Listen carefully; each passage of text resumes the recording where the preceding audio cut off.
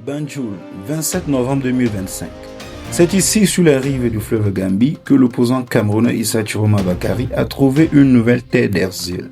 Arrivé depuis le 7 novembre, l'ancien ministre de Paul Biya, aujourd'hui autoproclamé président élu, fuit un pays en pleine tourmente post-électorale. Son séjour en Gambie n'est pas une visite diplomatique, mais bien un refuge. Le gouvernement gambien lui-même l'a confirmé. Chiroma Bakary est admis temporairement et pour des raisons humanitaires, une mesure de protection face aux fortes tensions politiques au Cameroun. Pour comprendre cet exil, il faut revenir en arrière. Après la présidentielle du 12 octobre, Issa Chiroma Bakary conteste farouchement la victoire du président Paul Biya, au pouvoir depuis 43 ans. Il se déclare vainqueur et appelle ses partisans à la protestation.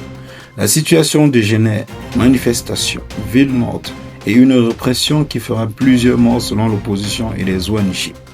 Accusé par Yaoundé d'appel à l'insurrection, l'opposant devient la cible de poursuites judiciaires.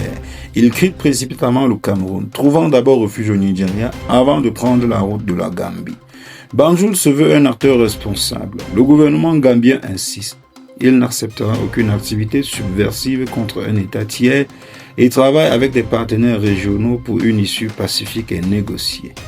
Une position délicate qui tente de concilier solidarité africaine et prudence diplomatique. Pendant ce temps, depuis son exil, la présidence élue du Cameroun, une structure informelle créée par Chiroma, remercie la Gambie pour sa protection. Mais à Yaoundé, le ministre de l'Intérieur, Paul Atangandji, est intraitable.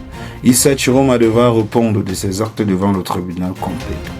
Alors cet exil en Gambie est-il une simple pause dans la tourmente ou le début d'un long bras de fer diplomatique?